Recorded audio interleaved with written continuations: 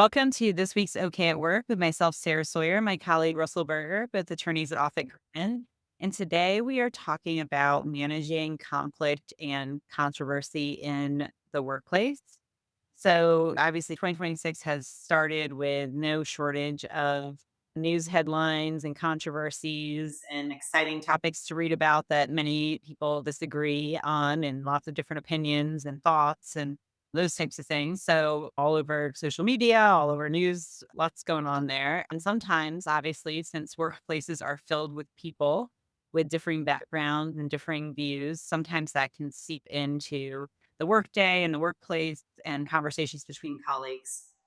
So, what are some things, Russell, that employers should be keeping an eye out for or considering, knowing that those things might occur in the workplace?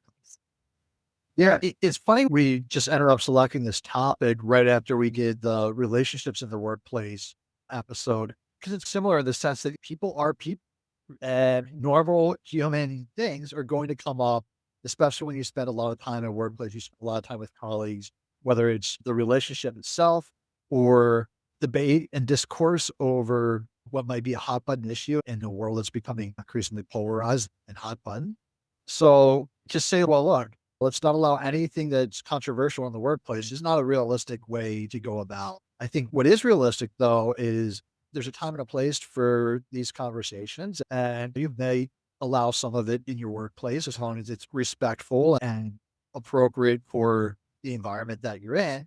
But I think an ongoing point that needs to be made, similar to the relationship issue, is look, this is work. The number one job here is to do your job and whatever that work is. And these things can't be a distraction. Again, whether it's a relationship or whether it's discourse on a hot button issue, it can't be disruptive to the work process. And if it's the kind of thing that causes others to get distracted, if it creates an issue, you can respectfully ask employees, say, look, like we understand this is important to you, and we're not telling you to not express yourself, but in this context, in the workplace here, it's disruptive. It's getting in the way of all of us getting our jobs done.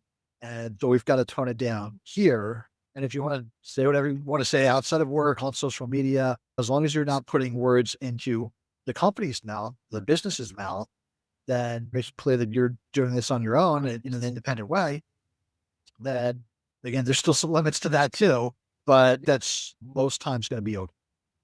Yeah, it's good to have obviously policies around this and train your managers as well on handling these issues and what to do in these situations because they can be sensitive and people can get frustrated by these conversations. So it's definitely something to be prepared for and handle delicately because obviously sometimes in the handling of these issues, that can also in itself create a distraction and disruption depending on how it's handled, how it's messaged, and making sure that whoever's having these conversations and enforcing these policies are prepared to do so and do so in a way that minimizes disruption, gets to the core points that you're mentioning, Russell, about why those conversations are being had and what's permissible and what's not. Because otherwise, sometimes if not handled tactfully, it can actually create the opposite effect. It still needs to be addressed one way or the other.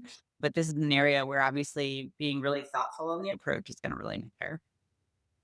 Yeah. Yeah. This isn't about stifling someone's freedom of speech or their right to have an opinion or to even express that opinion. It's about managing it in the work.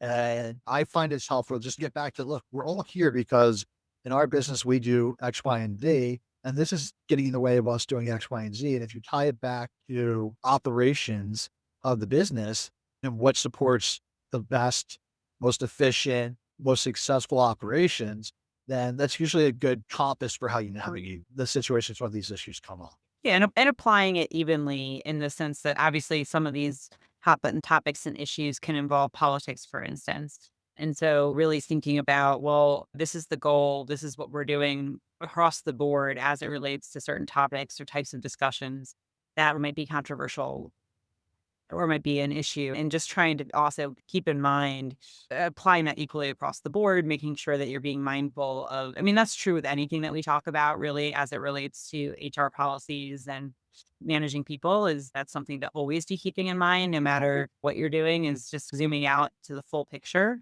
of how you're handling things and how that appears and how it's being handled in a broader sense, not just in this one narrow issue.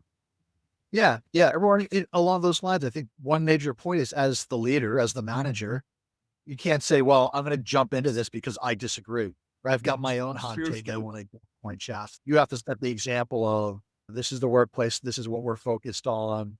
Of course, I'm an intelligent person that's aware of what's going on in the world and I have opinions about it, but this just isn't the place for me to be sharing them. And as the leader, I'm going to model that. Well, thanks, Russell. We'll see you next time. Thanks, Sarah.